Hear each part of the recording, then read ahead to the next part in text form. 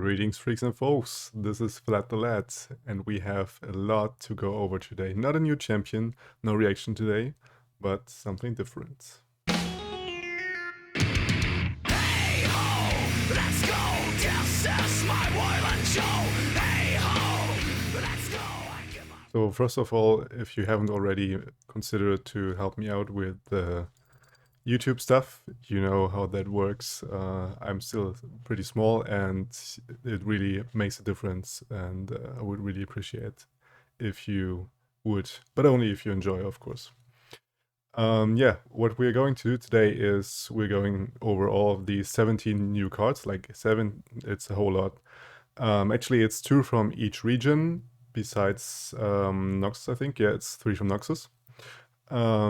And we will have a bit more of cuts and everything, and I want to go in detail into the cards and have not my initial thoughts, but my second thoughts of it. Like, I didn't go in depth in everything, but I think I had, some considerations here and there, and thus giving us a little overview of these new cards. So I will go over them in the order like they release it on Mobalytics. And first of all, we have the Destiny's Call. The Destiny's Call is granting an ally in hand +8/+8 at burst speed for 8 mana. And what first came to mind for me was the Battle Fury. And Battle Fury is also 8 mana burst speed spell, also +8, but then +5 for a ally in game, which to my eyes is way better than this card. I think this can have potential at something where you have hand buffs and where you duplicate stuff. But other than that, I don't think it quite makes the cut, so I rated it 4 out of 10.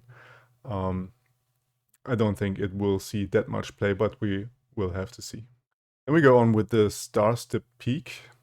It's a 2-mana landmark from Targon. Finally, some more landmarks outside of Shurima, where we had a load.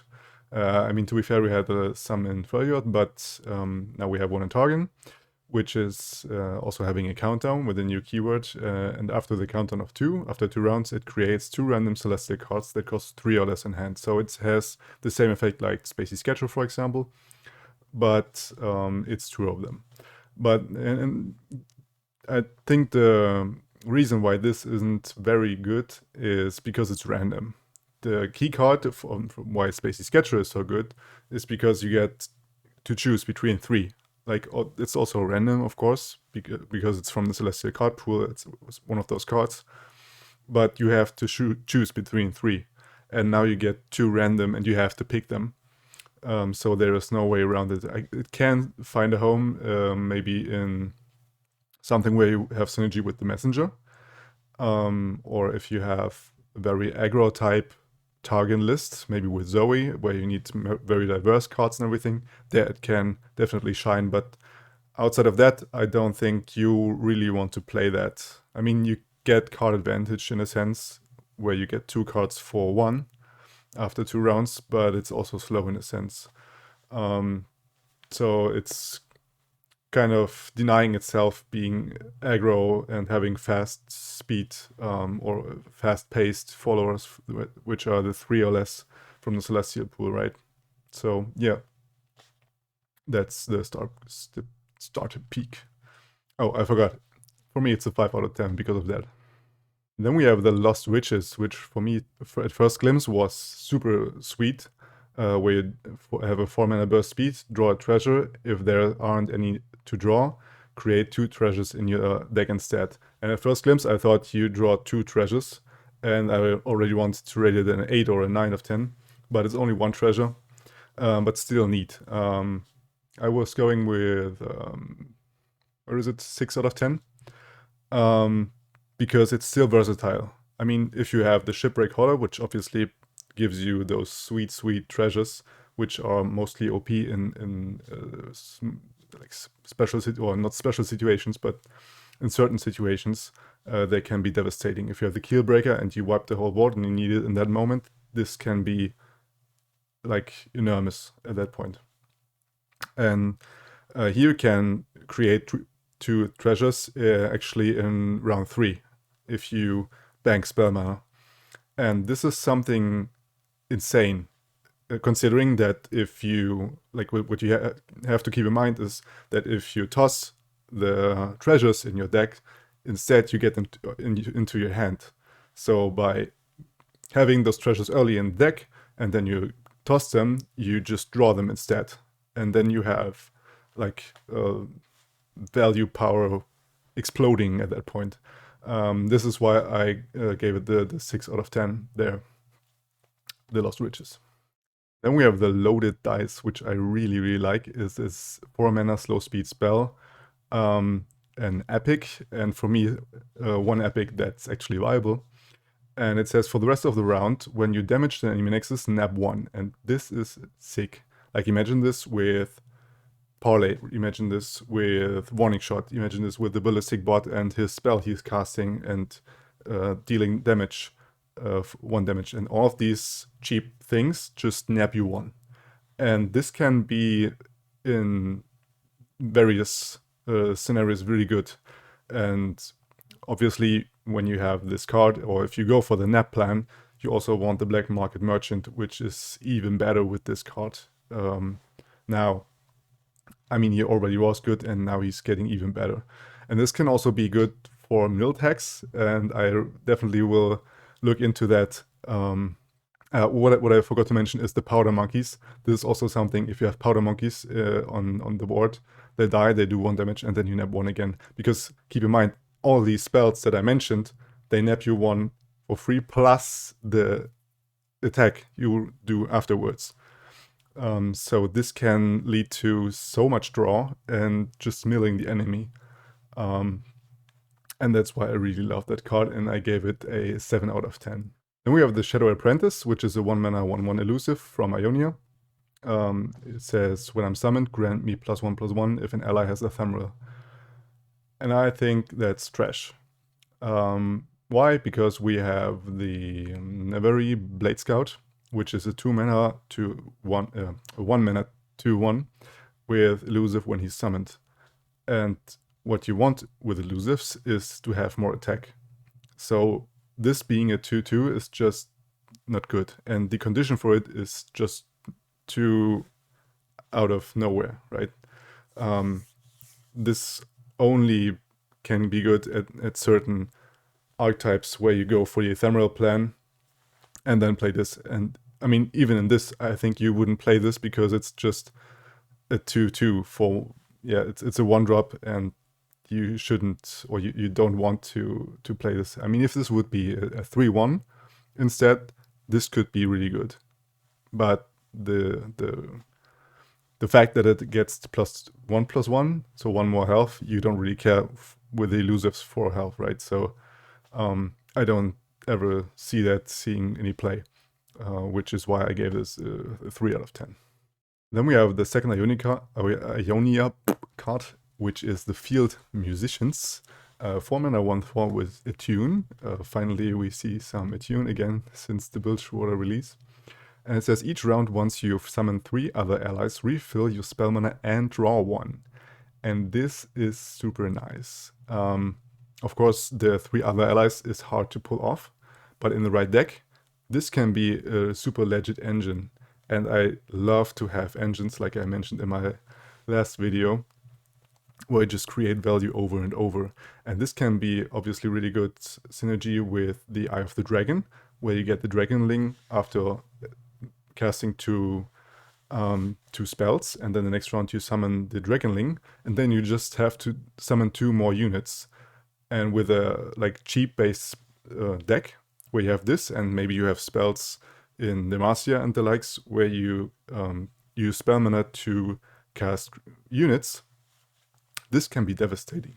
And on top of that, you just cast your normal followers, and then you draw over and over. And this is sick, man. And I really look forward to build with that guy. But still, we have to consider this is super expensive. Like 4 mana for this space, for the stats is really weak. And then you have to catch up again with the enemy but you pay for an engine basically, and of course this is expensive like Heimerdinger and others are. But all in all, I gave it a 6.5 out of 10 because it's sort of niche, but it's sort of super nice as well. Then we come to Piltover and Zorn, which has a production surge, slow mana, speed spell for 0 mana at the first glimpse, but it says to play, spend all your mana, like Thermogenic Bean would do. But instead of doing damage, you summon random turrets whose total cost equals the mana spent. And I think that's not very good. Because you have these random turrets going on, like you can't control what you give. And keep in mind that with an upgraded Heimerdinger, you get the +1/+1 on your turret just for the turrets you are creating in hand with spells from the Heimerdinger, so they don't automatically get the +1/+1 from the Heimerdinger. And the reason, like I said, that you can control it, what you give, but what you get, isn't that great. But what I will say is that in the late game, if you are out of gas, this is the top deck you want, where you have an empty board and the enemy as well, and you are out of cards both. And then you draw this card. Can lead off to like situations where you are harrowing, like where you fill your board again and then you strike for a shitload of damage, with the upside that these guys don't die if they hit, so they are not ephemeral. Yeah, I think it could see being a 1-off or a 2-off in some decks, but not too good. I rated it 4 out of 10 because of that. Then we have the Concurrent Timelines, a 1-mana slow speed spell, also from PNZ. For the rest of the game, the first time you play a follower each round, pick one of 3 followers with the same cost to transform it into. Now, what I will say is that at the first glimpse, I was like, wow, that's super exciting. But then I thought a bit about it, and I think it's not good at all for the way I read it right now, which is picking 1 of 3 random followers you get to choose, like you would when you invoke. You get 3 followers to choose, which cost the same like the card you played, like the unit you played, and then you choose between it. I think this is just a nerf for yourself, because you actually want to have that certain unit that you are playing. And instead you have to choose between 3 new followers, which you possibly don't need because they are chosen random from the game. This is how I read it. And this is also why I rated it 3 out of 10. Also, if you build a deck around this card, you need it in your hand. And if you don't, you are screwed. Which is why you have to have 3 copies in your deck, but drawing more than one copy of it is just a dead card, basically, right? Because it doesn't do anything else than this effect, which only triggers once. So 3 out of 10, I don't see it being good. Then we have the Crimson Bloodletter, which I really like to see because it's getting to the Vladimir card pool, and as you may tell, I love Vladimir, and I also will build decks around him in the future. But anyways, it's from Noxus, a 1-mana 1/2, and it says the next time you summon another ally, deal 1 to it and grant me +1/+1. So this dude is getting bigger and bigger over and over the time where you play units. And imagine this, for example, if you have this guy on first round and then you play the House Spider in the next round. So after that, the House Spider comes in, gets 1 damage, and the Spiderling also, which dies. So afterwards you have a 2/1 House Spider plus this dude being a 3/4 then already in round 2. And also you progress your Vladimir super quickly with that dude. And this it's in the Noxus region, which is important because you can grow this dude to a enormous size, and then you give him Overwhelm, and it's an engine in itself for 1 mana. And if you combine it to things like the Scargrounds, this can be devastating, because what you want with the Scargrounds is to get this 1 damage, and you have it activated automatically with this dude on board. So really glad about this edition here, and this is also why I gave it a 6 out of 10. I don't see it being good out of the Vladimir Skargron's edition, but I mean it has to be it has to fit in the package right there. A 6 out of 10 is solid. Then we have the Strength in Numbers, another Noxus card for 8 mana slow speed spell, which says summon 2 Legion Marauders. Now if you forgot what the Legion Marauders is, this is no coincidence because nobody plays that card. I have it there, which is a 3 mana 3/2, and if he attacks, all other Marauders get +1/+1. I don't think we have to talk too much about this other than it will be a meme card, and in special decks where you build around the Legion Marauders, this is an addition, obviously, but other than that, this is just trash, which I gave it a 2 out of 10. Then we have this Shrieking Spinner, which is the 3rd edition for Noxus, and a spider, which is really important. And it has a 4 mana for 4 mana you get a 2/5 body, which says if you attack with this dude, you grant all spider allies +1/+0. And this is big. I mean, the effect itself isn't too huge, to be fair, because you don't care really about the grant, you just want to attack. Most of the spiders will die during attack anyway. But what is important is that this is the first 4-drop spider we have in the game. So we finally have something in spider decks where we can curve out in round 4, where you normally don't have to play anything.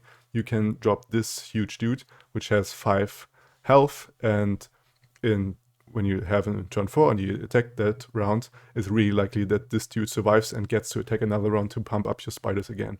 So really glad about this edition for the spider decks, and I think it's pretty healthy and good for the archetype, and I rated a 7 out of 10.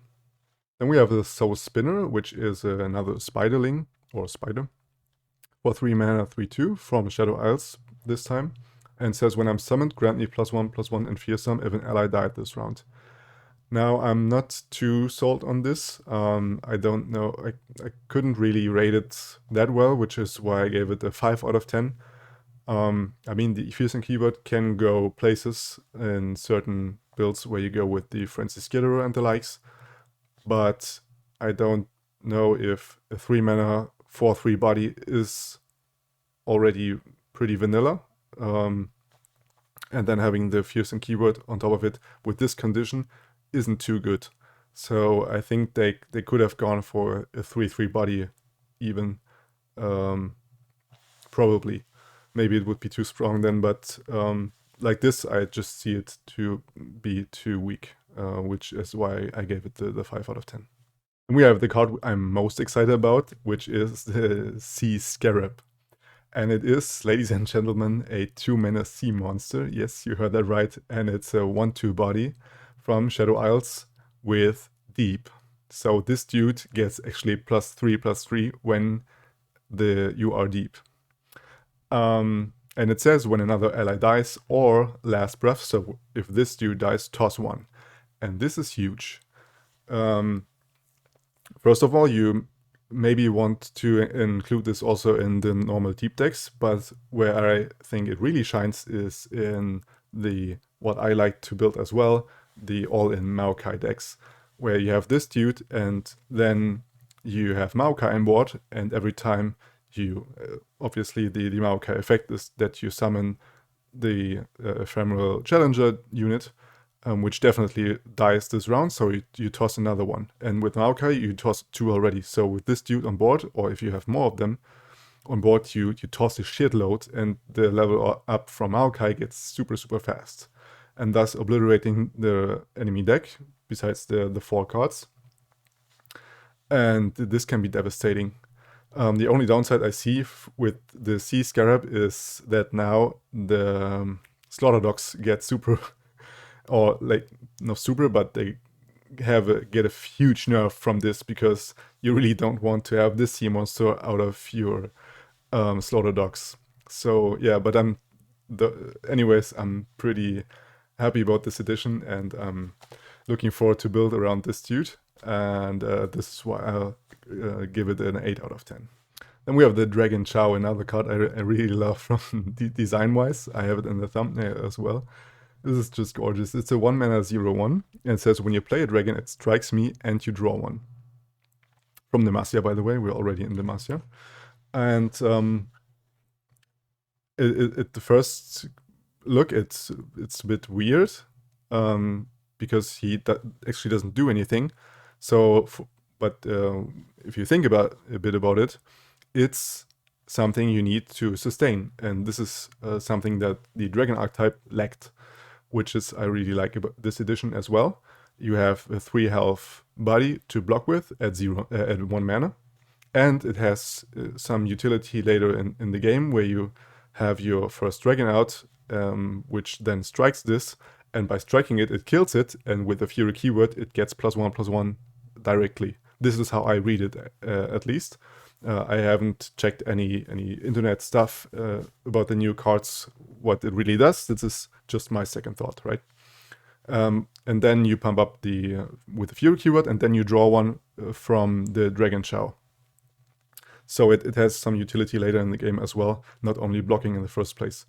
What's kind of sad about this dude is that you won't be able to draw more than one card from this, because the weakest dragon, I think, has 4 attack. So this dude definitely dies unless you buff him, but I don't think that buffing this dude is the right way to go just to draw more. I mean, you could do this, but I think it would be memeish in that sense. So yeah, basically I guess it will be a blocker for the first rounds, and then you pump up your first dragon that spawns.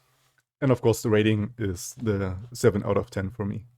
Then we have the Towering Stonehorn, the second edition for Demacia, which is a 6 mana 7/7. I should talk a bit slower. And it says, I don't take damage from enemies, spells, or skills.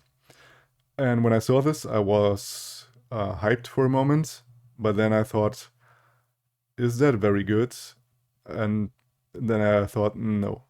The reason is because it's sort of a tech card, so this is something you would have in Magic in your sideboard, where the enemy has some damage-based removal, maybe Ezreal Swain, Ezreal with Draven and the likes, where they have damage-based skills, or spells rather, that want to kill your units, and there this dude would really shine.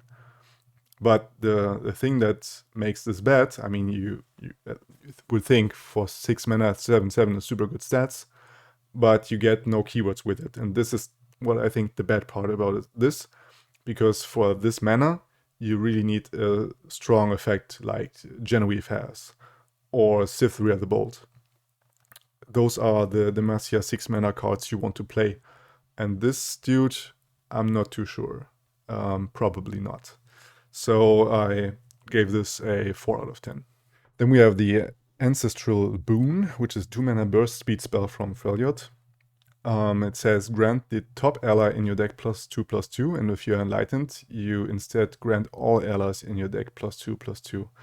And this also seems very strong in the first place, but if you think a bit more about it, it's not too good. Like, we saw 2 mana burst speed spells which had a similar effect with stat-wise, like the Transfusion, for example.